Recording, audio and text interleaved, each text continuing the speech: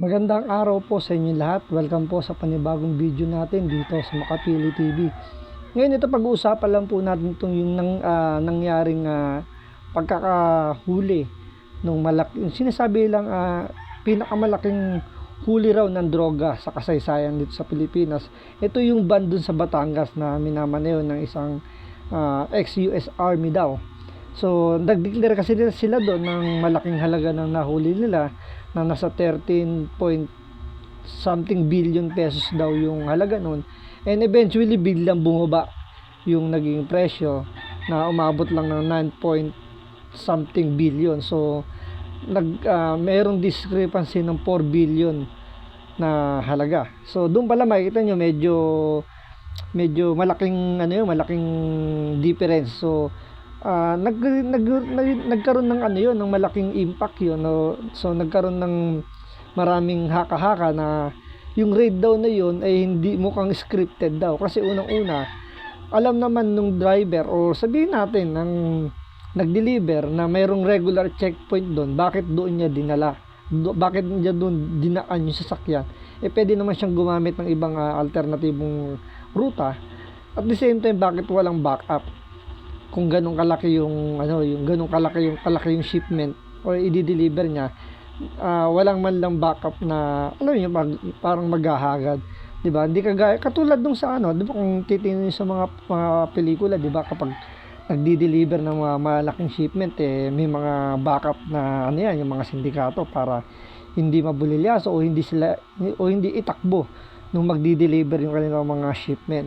So dito nagkaroon ng hearing. So panoorin po natin to, pero bago natin simulan yung topic na yan, kung hindi ka pa nakasubscribe sa channel na Makapili TV, baka pwede naman maglambing sa inyo, pakipindot naman yung subscribe button.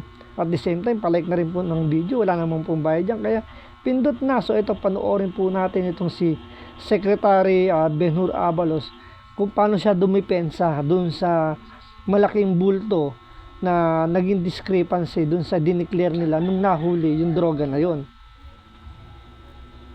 Sa isa pang pagdinig sa Senado, dinipensahan ni Interior Secretary Ben-Hur Abalos ang biglang pagbaba ng idineklarang halaga ng nasabat na iligal na droga sa Alitagtag, Batangas.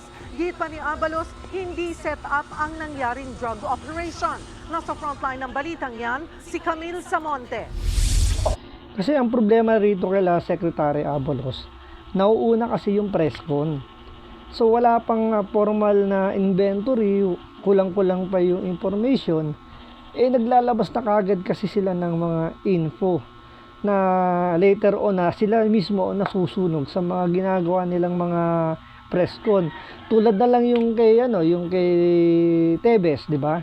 Na sinasabi na case close na yon, kasi kumbaga nahuli na, alam na nila kung sino yung mastermind.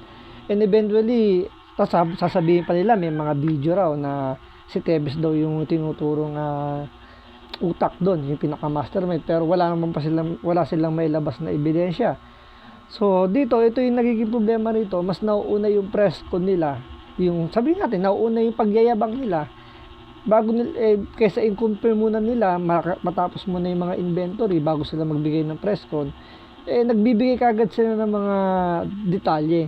So tulad niyan, nagkamali sila ng estimation.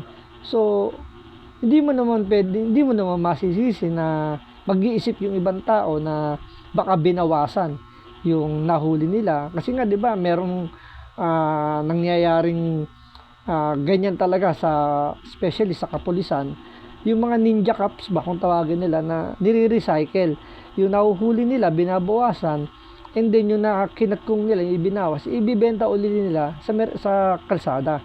So ganito rin yung nakikita ng mga nag-iisip na baka scripted lang yung pagkakahuli, pero nakapagpuslit na sila na, isipin nyo 4 na milyon o 4 na billion yung discrepancy. So kung totoong ibinawas yun at yun ibabalik sa kalsada, is malaking pera pa rin po yung pinag-uusapan dito, malaking halaga pa rin ng droga yung iikot sa kalsada natin. Ulit na po ako, approximately estimate, tinatansya. Yan ang iginiit ni Interior Secretary Ben-Hur Abalos sa pagdinig kanina ng Senate Committee on Public Order and Dangerous Drugs. Kaugnay ito ng biglang pagbaba ng nadeklarang halaga ng higit 1 toneladang drogang nasabat sa Alitagtag, Batangas noong April 15. Una kasing idineklara na ito ang pinakamalaking drug haul sa bansa at nagkakahalaga ng 13.3 billion pesos. Yan yung sinasabi ko na nauuna kasi yung nila yung pa-presscon nila. Hindi mo nila tapusin yung yung inventory. Tulad niyan, i-declare nila, sasabihin niya, kalusot niya diyan. Estimate lang naman yun Estimate lang, pero iyayabang nyo, iyan ay pinakamalaking huli. Under pa ng administrasyon ninyo. So, kung yan yung pinakamalaking huli, so yung estimation nyo, mali. So, sana hindi muna ninyo nilabas yung estimation ninyo. Medyo ginawa nyo muna general yung pagbibigay nyo ng statement like, baka ito na yung pinakamalaki. Diba? Lagyan mo ng ganun posibleng ito yung pinakamalaking huli sa kasaysayan ng Pilipinas. So at least paano merong kaya nyo pang bawiin kasi posible pa lang So since nga nabawasan yung inventory, so hindi na siya yung pinakamalaki, 'di ba? Doon pa kaya nagkakaroon ng ng pagdududa yung mga yung taong bayan, especially yung mga kumi-question dyan sa pagkakahuli na yan, saan napunta yung nawawala? Kasi nga, estimation nyo, ito 13, tapos biglang naging 9 na lang. Pero binaba ito sa 9.68 billion pesos matapos umano mag-inventaryo. Hindi mo naman kasi makikita matatansya doon sa dami. Tansyahan lang po yan. Hindi namin sinasabi nyo na po. Imposible rin daw na set up lang ang pagkakasabat sa mga droga dahil mismong suspect daw ang pinagbukas nila ng van. May mga testigo rin daw sa checkpoint nang mahuli ang suspect. Pagkasabat po nito, hindi na ho nilayo yung van. Kung saan po nahuli yung van, itinabi na lang sa bangketa, secure na area. Napaka-importante po nun. We will make sure na ito'y ayon sa batas dahil malaki po ito. Gusto namin makulong talaga mga tao po ito, Mr. Senator. Please continue. Gusto niya makulong ang mga taong ito. Paano naging ang mga tao, isa lang yung suspect na nahuli po ninyo? At the same time, yung nga sinasabi nila na parang scripted nga daw, kawa ng sa regular checkpoint dumaan. Ang dami namang alternative route pero para hindi siya mahuli. Bakit doon siya dumaan sa regular checkpoint?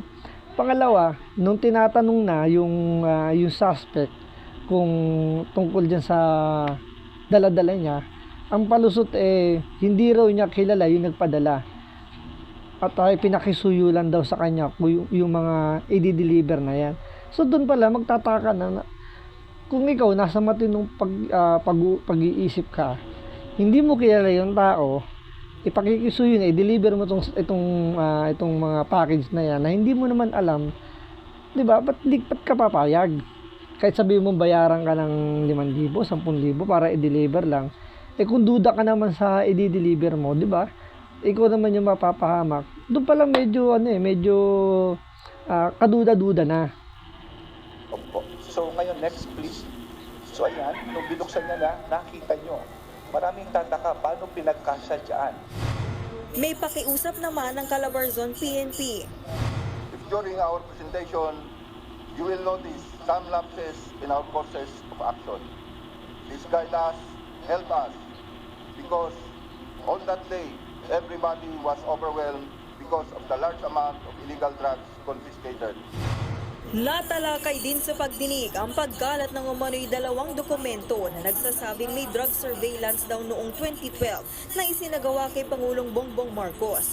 Dumalo sa pagdinig ang dating agent ng Philippine Drug Enforcement Agency na si Jonathan Morales na lumalabas sa nakapirma sa mga dokumento. Como ba ang nandoon Bongbong Marcos na presidente ngayon? Maiipit ako. Pagkuha ko ng statement na yan, parte lamang po ang trabaho ko. Nagkataon, naging President Bongbong Marcos. Paano kung isang ordinaryong tao lang yan? Hindi. Ngayon, iwas po. Muli namang iginiit ng PIDEA na peke ang dokumento. Lumalabas. Kasi lumalabas dun sa nilabas kasi ng mga vlogger na tungkol dun sa parang ang target ng PIDEA is Bongbong Marcos. So ito, hindi pa to presidente si Bongbong Marcos. I think senador pa lang siya na to.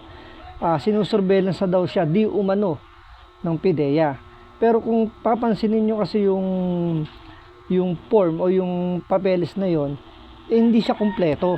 Maraming kulang na detalye. So possible na ano yun, na parang pwedeng ginawa lang or hindi talaga natuloy yung pagsusurveillance na yon.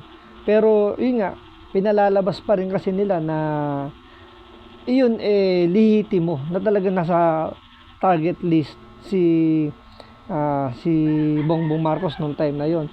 Dahil nga 'di ba nung eleksyon nung presidential election na sinasabi nga ni Pangulong Duterte na may presidente tayong gumagamit. So mas lumaki lang yung paniniwala o yung mga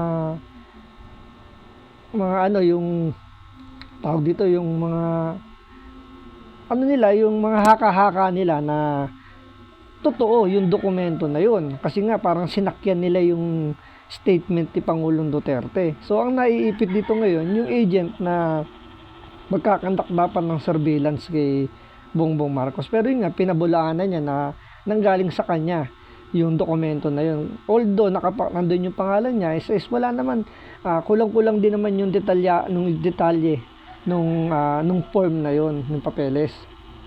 Naman na puro kasinungalingan itong nire-report niya. Lahat ng sinasabi niya, nakukontra namin with documents. Ayon kay Senator Bato de la Rosa, iimbitahan nila sa susunod na pagdinig ang vlogger na si Maharlika na nagkalat umano ng dokumento. Good luck kayo. Ayan, iimbitahan daw si Maharlika. Alam niyo ito, si Maharlika, iniyayabang din niya to nung time na na gusto nga niyang maimbitahan siya sa Senado. Tandaan po ninyo, kung sa mga dinakalan, si Maharlika is nasa Amerika po. So, doon na po siya nakatira. So, tingnan natin kung mapapadalo o mapapapunta to ng mga senador ni Bato de la Rosa, itong si Maharlika. Tandaan po ninyo, ang pagkakaalam ko, si Maharlika is may warrant of arrest din. So may kaso rin yung hinaharap dito. Hindi ko lang alam kung cyber libel, pero alam ko may kaso siya rito. So most likely hindi yan pupunta rito. So magtatalak lang yan sa kanyang channel, kasi nga hindi siya pwedeng sampahan o hindi siya pwedeng makulong kahit sampahan siya ng sampahan ng kasong libel or cyber libel, kasi nga nasa US siya. So doon niya nilalabas yung mga ebidensya daw niya na mostly lalo ngayon puro sound clip na sinasabing na may nagkausap daw si ganito, sinabihan daw ni ganyan, true voice message lang. So dito natin malalaman kung talagang totoo yung mga sinasabi ni Maharlika, kung dadalo siya sa Senado para sa hearing na yan. Ang PIDEA nag-claim na non-existent. At ito naman si Morales na nagsasabi na siya ang gumawa ng papilis na yan, kumalat ngayon nandun na kay Maharlika at nagkalat na sa buong social media. Hindi ko rin pwedeng sabihin na hindi totoo yung sinabi niya. Nagbabalita mula sa